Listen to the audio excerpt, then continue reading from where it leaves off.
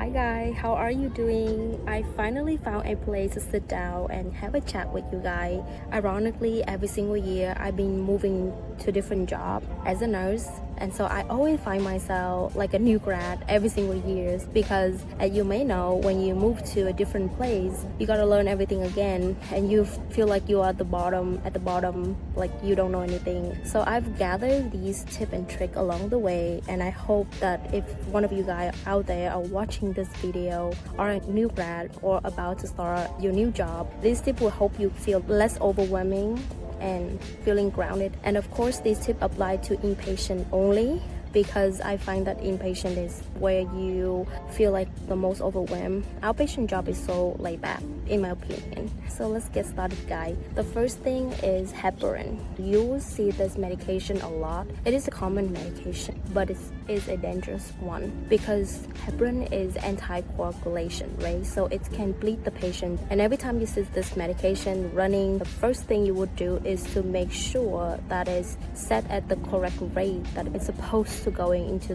your patient, and also check the IVs working properly and trace the line. You always need to verify this medication with another nurse, and even though you're doing a dual check, always cover yourself by checking double, triple, verify the last result of anti-XA or PTT order, follow up when it's gonna be the next lab that are due for this medication, because you want to make sure that it's draw on time. Verify.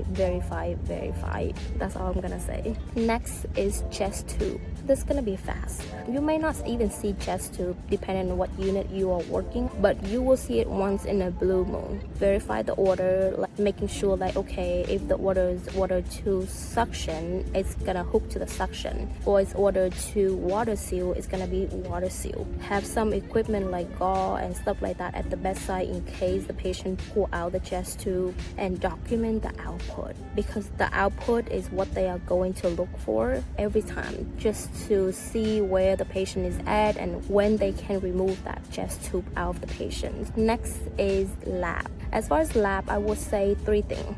Potassium. If potassium is high, it's very dangerous, especially going up to the 6. You don't want to see that. And if it's elevated to the 5, you need to keep checking. Even if it's less than 3.5, you already have to notify the doctor. We always want potassium to be 3.5 to 5. No less than that and no more than that. Next is hemoglobin. We don't want it to be below 7.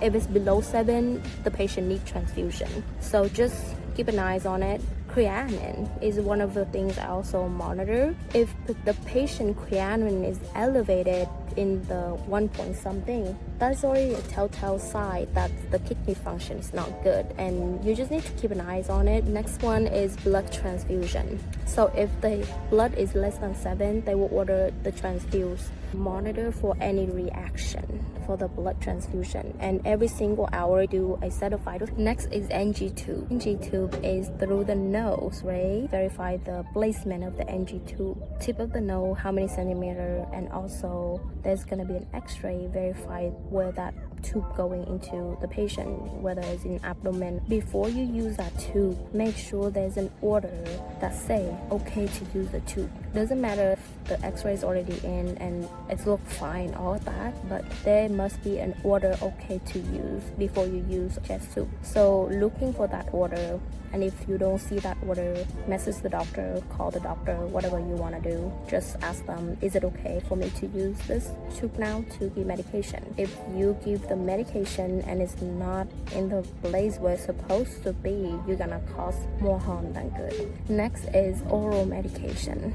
What I'm going to say about this is the patient at the bedside, you would think that they are like us, right? Maybe they're talking, maybe they look normal, they look okay, but on all, you need to verify if they are able to swallow, because some of the patients are not okay to swallow the medication, like they just cannot, and you just cannot shove that oral pill into their mouth and expect that they're gonna swallow. So always verify that and don't cause any aspiration. Next is restraint order, and you will see this very often actually. Don't document the GCS 15. Always need to be below 15, because that means the patient is confused and we have no choice but to restrain this patient from causing more harm than good. So don't document it as 15 if you see the patient has restraint order. Always make sure that the order is valid, because sometimes the order expire and we don't pay attention to those, and so we just continue. And if the state come by and see that, well, there is no valid order, why would you restrain this patient? You need to cover yourself. Next is drip. Amio, Bumex, Lasix, anything that's continuously, pay attention to that, because you always making sure that the line is going to the patient the correct dose. If the patient is running amio, it's affecting their heart rate, so check blood pressure. Max or Lasix, monitor their output every 2 hours and update it on the chart, because the doctor will be looking and they will be asking, because they want to see if they should stop this drip at any moment. Next is suicidal patient. This is fun. I will deal with this once in a blue moon. You will see this, but it's not common, so you may forget about it. For the suicidal patient, the room needs to be making sure everything that's not supposed to be there is removed. The sitter, the charting, all of that.